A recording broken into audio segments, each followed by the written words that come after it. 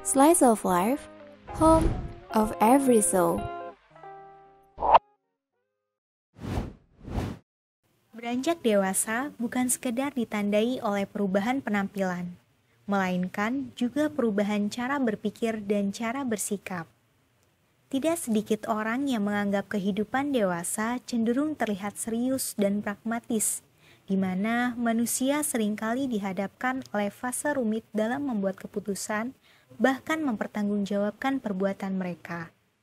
Tidak terkecuali dengan para remaja, mereka dituntut untuk berpikir dan bersikap matang terhadap setiap langkah yang mereka buat, selayaknya orang dewasa menghadapi suatu keadaan. Di segmen kedua ini, Gestar diarahkan untuk saling bertukar cerita mengenai bagaimana proses pendewasaan yang mereka jalani sejauh ini. Okay, how are you today, Fadil? Selalu baik sih, Kak. Kayak Eva gimana sih? It's okay? It's kind of tiring, but I think it's okay because I get to be here, I Kenapa guess. tuh? Mungkin bisa di-spill dikit. Okay, Mungkin so bikin capek. okay, maybe it's like a normal day in my life, I guess. Ngerjain kerjaan intern, of course, semester 5 ya, Wak. Jadi kita harus Udah semester tua ya, Kak? Nggak usah gitu lah, Oh, iya, Kak. sorry. Nggak usah mengingatkan. Aku, Saya masih semester muda gitu, belum merasakan. ya lu semester 3 bentar lagi tua aku, tenang. Oke, yuk tanya. Oke, Sebenarnya ya. Eva sendiri nih, kan tadi sibuknya lagi semester 5 ya. Ada kegiatan lain nggak sih? Selain kuliah pulang atau intern di mana aja? Oke, jadi aku tuh nggak kupu-kupu, tapi kelihatannya kayak kupu-kupu karena kebanyakan kesibukan aku bisa dikerjain di rumah gitu loh. Kebanyakan work from home, aku intern di salah satu startup as a human resource. Tapi kerjanya work from home gitu sih, dan aku sekarang juga jadi human resource juga di Isaac Unsud, jadi team leader learning and development. Sibuk gitu. juga ya ternyata ya. Lumayan. Kalau kamu gimana nih? Apa aja kegiatanmu? Sebenarnya kalau aku habis rest area aja sih, habis istirahat dari kepanitiaan S3 kemarin. Terus sekarang juga palingan sibuk-sibuknya ini baru masuk kuliah juga kan. Palingan sibuk kuliah di semester 3, terus ada fisik TV juga, masih seputar itu. Untuk kedepannya mungkin mau mencari kesibukan lagi ya, biar nggak kupu-kupu juga gitu. Iya gitu sih. Nah terus ini gimana ya, kayak kalau misalnya kamu mau tidur gitu kan, kamu suka nonton video YouTube dulu gitu nggak sih, atau dengerin lagu Itu gitu? sebenarnya bukan suka sih, kayak udah suatu kewajiban sebelum tidur. Kalau nggak nonton kayaknya kurang aja gitu. Udah rutin gitu Rutin, ya, harus. baik. Jadi aku dari tadi salfok nih sama kartu putih yang di depan. Oke. Kita sebelum tidur mendingan main games dulu aja nggak sih, biar habis main games kan pikirannya tuh capek, terus lelah gitu kan. Kita KO abis itu. Yuk, mau nggak mulai? Boleh. Siapa yang ngambil? Lu duluan. Gunting batu kertas. Nggak mau, lu duluan. Yang muda yang duluan. Oh baik, terima kasih atas pujiannya. Boleh. Let's see. Apa yang membedakan antara kamu yang dulu dengan kamu yang sekarang dalam menghadapi suatu masalah? We start off very hard, innit? Oke, yang membedakan aku yang dulu dengan yang sekarang in terms of problem solving mungkin ya. Aku dulu sangat meledak, aku sangat fiery. Tapi kalau sekarang aku lebih bisa legowo, I guess kalau bahasa Jawanya aku bisa legowo, lebih bisa menerima, kayak nggak semua masalah harus gue adepin dengan kencang Berarti gitu. bisa lebih tenang sekarang mungkin Yes, ya. lebih bisa accepting. Berapi-api semua. Gitu. Yes, lebih bisa accepting bahwa nggak semua orang ngerti apa yang gue pikirin, dan gue juga nggak ngerti pikiran semua orang, jadi kayaknya nggak apa-apa sih gitu. Kalau misalnya bisa gue hindarin dulu aja, jangan terlalu konfrontatif banget, I guess. Lebih tenang gitu, lebih legowo gitu. Kalau kamu gimana? Oke, kalau aku sendiri, kalau dulu tuh karena aku juga waktu selama di SMA ya, sempat beberapa ikut organisasi. Otomatis dalam penyesuaian masalahnya sendiri tuh aku lebih dominan ke aku keep sendiri. Kayak literally semua yang emang ada masalah di aku itu aku keep, dan orang-orang tuh juga taunya udah selesai. Tapi untuk sekarang kayak aku mikir, kayaknya kalau aku kayak gitu terus bakal capek diakuin sendiri deh. Yes. Jadi mau nggak mau aku harus seenggaknya berbagi cerita ke orang-orang yang emang berhubungan dengan masalah tersebut atau memang aku dekat, untuk istilahnya sharing-sharing aja sih. Dan sekaligus itu juga sangat meringankan aku ternyata. Dan Betul. itu membuka pikiranku juga sih, kalau ternyata kita nggak ada salahnya juga ya kalau kita terbuka sama orang, sharing-sharing mengenai masalah yang kita punya. Betul banget. Emang bener banget sih, kalau menurutku juga kalau tiba-tiba terjadi sesuatu yang di luar kendali kita, itu pasti bohong lah kalau kita bilang kalau kita tuh nggak panik kan. Pas Real. tuh panik banget sampai tremor kayaknya tuh aku pernah. Dan emang salah satu kuncinya itu kita harus tenang. Jadi segala sesuatu yang bersangkutan dengan pikiran kita tuh ternyata emang seberpengaruh itu dengan tindakan kita. Real, very real. Apalagi kayak, yaudah, lu tinggal gaslight otak lu aja, bilang kayak, lu tinggal bilang ke otak lu kayak, everything is gonna be fine. Yang bantuin lu tuh banyak, gitu. Emang pikiran tuh sangat berpengaruh sama tindakan kita. Oke, next ya. Yo, Motivasi apa yang membuat kamu berubah menjadi diri kamu saat ini? Oke. Motivasi apa yang bikin aku berubah jadi diri aku sekarang? First of all, I don't live alone. Right? Aku selalu hidup dikelilingi oleh orang lain, aku kerja bareng orang lain juga, aku ngurus orang lain, of course HR, Human Resources, itu pengelola SDM gitu kan. Kalau misalnya aku tetap jadi orang yang seperti dulu, yang aku nggak terlalu sociable, aku tidak mau bersosialisasi, kemampuan komunikasiku sangat kurang, ya gimana aku bisa menjadi orang yang lebih baik, gimana bisa aku meraih apa yang aku pengen gitu loh. How can I achieve my goal when I don't develop myself gitu. Sometimes emang perubahan atau berada di tempat yang baru gitu ya, itu kan emang menyeramkan gitu, atau bikin males kayak, kenapa sih gue kudu pindah di sini, kan udah nyaman Malas gitu. harus bersosialisasi lagi kan? Iya, kayak, tapi kalau misalnya nggak pindah, bisa aja dengan gue pindah ke tempat yang baru, I can get something better gitu sih. Aku setuju banget sih sama Kevo, karena yang memotivasi aku bisa jadi seperti ini sampai sekarang itu karena ternyata aku tuh punya banyak orang yang support aku gitu. Real. Kayak kalau dulu tuh aku ngerasa, ih kenapa kayaknya aku hidup sendirian banget ya, walaupun emang itu ada orang di sekitar, tapi aku dulu entah kenapa ngerasa mereka tuh hanya sebagai penonton aja buat aku gitu loh. Tapi setelah beberapa kejadian yang menyadarkan aku bahwa aku tuh ternyata di lingkungan orang teman-teman yang support sama aku, yang emang care sama aku, itu membuka mataku banget sih kalau ternyata ternyata aku tuh nggak hidup sendirian. Aku masih punya orang-orang yang emang support dan suka sama aku. Jadi aku lebih baiknya tuh sekarang aku nggak gampang menyerah aja karena emang aku punya tempat untuk istirahat sebentar. Gitu. Emang ya, we all really need a really good support system. Jadi kayak di luar dari faktor internal ya, kita punya sesuatu yang mendorong kita, tapi ada juga faktor eksternal seperti support system yang selalu ada. Karena emang segalanya tuh nggak bisa kita kendalin sendiri kan. Oh god, that's so real. Kita makhluk sosial. Betul. Kita divisif. Ya, sosial humaniora banget ya kita ya. Divisif, coy. Iya, baik. Next. Masih banyak ya? Boleh, nggak apa-apa. Oke. Kayak main poker ya. Bagaimana kualitas pertemanan kamu dari waktu ke waktu? Okay. Ngomongin tentang friendship nih. Yeah, I love that kind of thing, you know. Okay, so I have always been an introvert. Aku introvert banget, aku cuma banyak ngomong. Aku bukan extrovert, I'm just an introvert. Aku nggak gampang berteman sama orang. Dan I have a condition named ADHD. You guys can search alone in Google. Itu bikin orang-orang ngelihat aku kayak, lo freak banget sih, lo banyak ngomong, whatever it is. Tapi kayak aku lebih suka punya temen yang satu atau dua doang, tapi emang mereka beneran mau temenan sama aku, beneran faithful sama aku, berteman sama aku tuh genuine, dan aku genuine berteman sama mereka. Gak cuman gara-gara lo famous, lo cantik, or something, whatever it is. Tapi kayak ya, I like your company, gue suka ngobrol sama lu segala macam gitu. Aku lebih suka temenan yang kayak gitu. Aku gak terlalu bisa temenan di circle yang banyak, yang membernya lebih dari 4 orang. Gak mampu, gue gak mampu. Yang penting dia lebih bisa ini sih, kayak gue bisa menerima keanehan dia bisa menerima keanehan gue bisa ngomongin apapun ke dia gitu kan. I think aku suka pertemanan yang seperti itu, dan sekarang pertemananku has been very good karena I have 2 friends di kampus ini yang emang beneran deket banget, dan gue main mulu sama dia, and she's been through thick and thin istilahnya ya. Kayak dia udah pernah di masa-masa gue putus pertama kali, masa-masa gue putus kedua kalinya.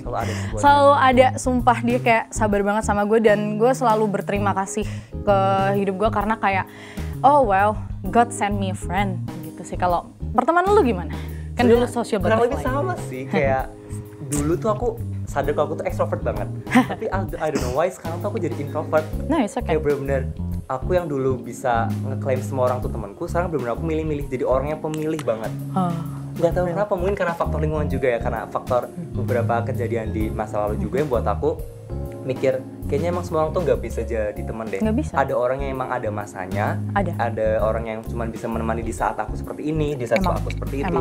Dan untuk beberapa teman sekarang, aku oke sih, maksudnya aku nyaman dengan mereka pun nyaman dengan aku. Cuma entah kenapa, karena aku sedikitnya trust issue, aku jadi tuh mikir-mikir loh kayak ini temenku beneran ada masanya sampai aku nanti cuma kuliah di semester ini doang, atau bakal berlanjut lebih ya. Dan itu entah kenapa jadi beban pikiranku juga. Jadi kayak sebenarnya ini bad way ya, karena aku jadi kayak kurang percaya sama beberapa teman, tapi aku juga berusaha untuk tetap menganggap kamu itu teman aku dan aku percaya kamu. Dan selalu saling kasih feedback yang baik aja sih gitu. Jadi kualitas temanku juga sebenarnya aku masih bertanya-tanya sama diri sendiri kayak sebenarnya tuh aku di kualitas teman yang baik atau buruk ya, karena beberapa kejadiannya membuat aku tuh kurang percaya sama teman gitu. Tapi syukurnya dari semester 1 sampai semester sekarang ada sih 1, 2, 3 teman yang emang bisa aku andelin. Emang dia tuh selalu ada buat aku dan dia juga udah tahu aku tuh apa adanya, gimana aku, dan syukurnya dia menerima aku apa adanya gitu. Jadi aku lebih memprioritaskan teman-teman yang emang dia tuh udah tahu aku dan mereka bisa nerima aku, begitu pula sebaliknya aku bisa nerima mereka. Oh God. Apa yang membedakan antara kesibukan kamu yang dulu mungkin pas SMA atau di semester-semester sebelumnya dengan yang sekarang? Terus pengalaman berharga apa aja yang kamu dapetin dari kegiatan tersebut gitu? Kesibukan yang membedakan ya? Ini menarik nih. Sebenarnya beda banget sih, karena waktu aku SMA itu kesibukan yang emang aku handle kan masih seputar organisasi seperti OSIS dan lain halnya. Dan gitu dong. Dan kebetulan untuk SMA sendiri tuh organisasi masih dihandle sama yang namanya tuh pembina atau guru kan. Jadi kita kayak masih ada pengawasan. Dan ternyata tuh setelah terjun ke dunia kuliah itu benar-benar semuanya tuh kita yang handle gitu loh. Segala keputusan ataupun ada masalah itu ada di tangan kita, kayak pihak atasan, kayak mungkin dosen dan lain hal itu hanya tahu hasilnya aja. Jadi mungkin itu melatih aku juga buat lebih mandiri dan bisa mengatasi masalah lebih cepat juga sih. Untuk pengalaman berharga sendiri sebenarnya banyak sih. Cuman yang baru-baru ini itu kemarin waktu aku selesai kepanitiaan di S3. Itu benar-benar kayak campur aduk deh, senang, sedih, karena semua mahasiswa baru ternyata vibing bareng, terus mereka ikut nyanyi bareng, jadi merasa terbayarkan gitu loh usaha kita selama 3 bulan. Dan ternyata emang seberpengaruh itu ya kayak hasil kerja kita kepada orang-orang gitu loh. Jadi bagaimana reaksi orang-orang itu sangat memengaruhi aku dalam yang udah bekerja keras 3 bulan, sampai sakit juga waktu itu sampai tumbang. Ingat banget. Dan syukurnya mereka suka itu. Happy for you. S3 was bomb, really. Kalau gue tuh singkat kata aja ya, gue kan di Isaac in Unsut tuh udah 2 tahun, gue di Isaac in Indonesia setahun. Gue bertemu banyak sekali orang yang amazing, orang-orang yang hebat, yang karakternya, model kerjanya mereka itu kan beda-beda banget, cara mereka menghadapi masalah beda-beda banget juga, cara mereka menghadapi briefing aja tuh beda gitu loh, sumpah. Nah, hal yang mengajarkan aku itu yang paling berkesan, key learningnya banget itu adalah orang itu berbeda-beda. Gak apa-apa orang itu gak sesuai atau kerjanya tuh gak sesuai dengan caramu kerja. Yang penting hasilnya aja, yang penting hasilnya benar, yang penting hasilnya bagus. Ya udah nggak apa-apa, cara kerjanya beda-beda juga nggak masalah gitu loh. Itu satu, itu jadi aku lebih legowo bahwa caraku benar, tapi belum tentu cara kerja orang lain tuh salah. Bisa aja cara kerja dia juga benar. Karena gitu. emang tuh biasanya yang di point tuh hasilnya kan. Real, bener sih. Dan aku jadi, kan aku tuh dulu SMA aku sangat introvert, aku no lab. Udah aku ngomong aja deh, gue no lab. Kita se-SMA dulu dan aku tidak tahu wujud dia. Aku juga tidak tahu wujud dia. Iya makanya, kan aku no lab banget, sumpah. Tapi sekarang aku sejak gabung di Isaac, aku ketemu orang-orang yang mindsetnya, cara berpikirnya, terus cara berkomunikasinya juga persis banget sama kayak aku. Dan itu sih, itu yang bikin aku nemu temen. Akhirnya aku tuh selalu punya pikiran bahwa organisasi, gue gak mau temenan sama anak-anak organisasi gue. Tapi I found friendship in that organization and I'm forever grateful for that. Jadi aku belajar untuk berteman sama orang, aku belajar untuk mengkomunikasikan sesuatu dengan lebih baik, aku belajar untuk mempercayakan orang lain untuk membantu aku mengerjakan sesuatu. Karena aku punya standar yang lumayan annoying gitu ya, ngerti gak sih? Kayak orang lain tuh gak bakal bisa ngerjain sesuatu yang sama bagusnya sama apa yang gue kerjain sendiri. Itu toxic banget ya, of course. Cuman aku mulai membuka diri bahwa people make mistakes, I make mistakes too, and that's okay. Kita bisa benerin ini bareng-bareng kok gitu. Jadi aku lebih belajar untuk bergandengan tangan dengan orang lain. Mungkin key learningnya itu accepting, legowo. Emang biasanya tuh kita kalau udah join organisasi atau kepanitiaan tuh selain kita mencari kesibukan, kita juga bisa mencari keluarga kan, kayak mencari teman yang emang bisa bener-bener teman buat kita dan ternyata emang ada gitu dari orang asing yang tanpa sepengetahuan kita. Ternyata ada sih. Ya. Yang mana? Nggak dua nih. Boleh. Ramal dong yang gue nggak bisa baca tarot sih Kak, tapi kayaknya energinya ini sih. Aku suka yang ini tapi. Udah nggak apa-apa ini aja. Kita ini dulu aja ya. Gimana sih? Seberapa besar intensitas waktu yang kamu habiskan untuk diri sendiri dibandingkan kegiatan sosial lainnya? Kayaknya banyak ya. Yaudah nggak apa-apa, editing tenang. Oke. Seberapa ini ya intensitasnya? Oke. So I spend a lot of my time alone because I am an introvert, as I have said before. And also gue mageran. Ya apa yang lo harapkan? Nah, gue mageran ya kan. Terus abis itu gue introvert parah. Ya gue menghabiskan waktu untuk diri gue sendiri tuh banyak banget. Cuman ada beberapa waktu kayak misalnya nih seminggu full gue ngerjain ISECan gitu kan, kalau lagi ada conference itu gue nyampe nggak ada waktu buat diri gue sendiri, yang penting nih kerjaan kelar gitu. Tapi most of the time gue menghabiskan banyak banget waktu gue untuk diri sendiri, entah itu gue baca novel yang gue suka and make some little annotation. Lo tau annotation kan? Ya, nulis-nulis di novel gitu. Nah gue bakal melakukan itu, atau mungkin gue designing some things di Canva doang sih, nggak yang profesional banget, itu buat kesenangan pribadi aja, atau gue baca-baca jurnal yang terkait sama hal yang lagi gue suka gitu, karena ya again I can always learn from something I like actually gitu, apalagi kan gue anak komunikasi dan gue suka banget mantengin pop culture ya kan, itu berkaitan banget sama PR, sama media juga. Jadi, well, I can learn something from that. Dan menurutku itu waktu yang aku habiskan untuk diri sendiri seperti itu. Kalau kamu gimana? Kalau aku sama banget sama kayak Kak Evo, karena aku juga sebenarnya itu nggak begitu gimana ya, dibilang suka banget sama kegiatan sosial tuh enggak, tapi emang kita kan makhluk sosial, mau nggak mau harus terjun, dan bener. itu jujur butuh banget waktu yang cukup lama untuk kita recharge energi lagi. Jadi aku tuh menghabiskan waktu diri sendirinya dibilang lama karena aku ya emang setiap aku menghabiskan kegiatan sosial yang emang menguras energi sosial, itu aku bisa bener-bener keep, aku bener-bener diem, hening, nggak megang HP pun sama sekali, untuk kayak yaudah aku butuh waktu sendiri, dan itu sering juga konteksnya.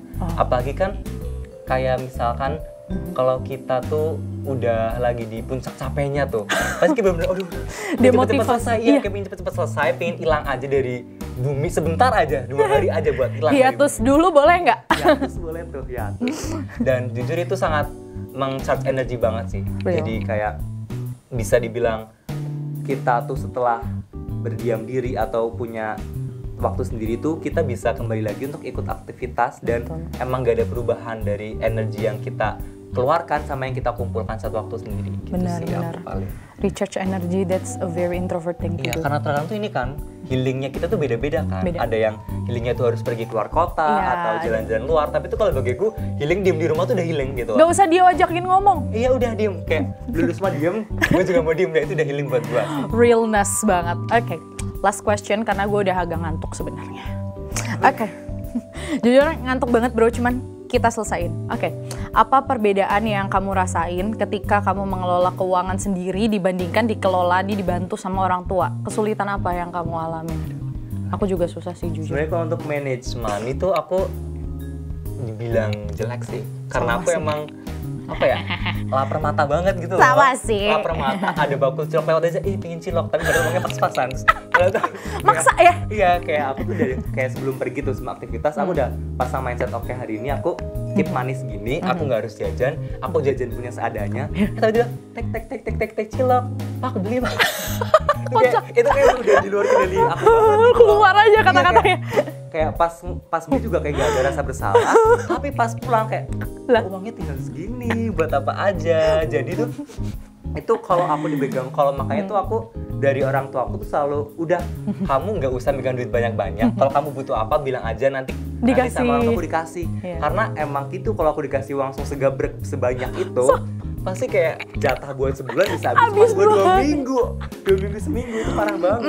Kita Masalah handle. uang tuh kita udah lapar mata gitu loh.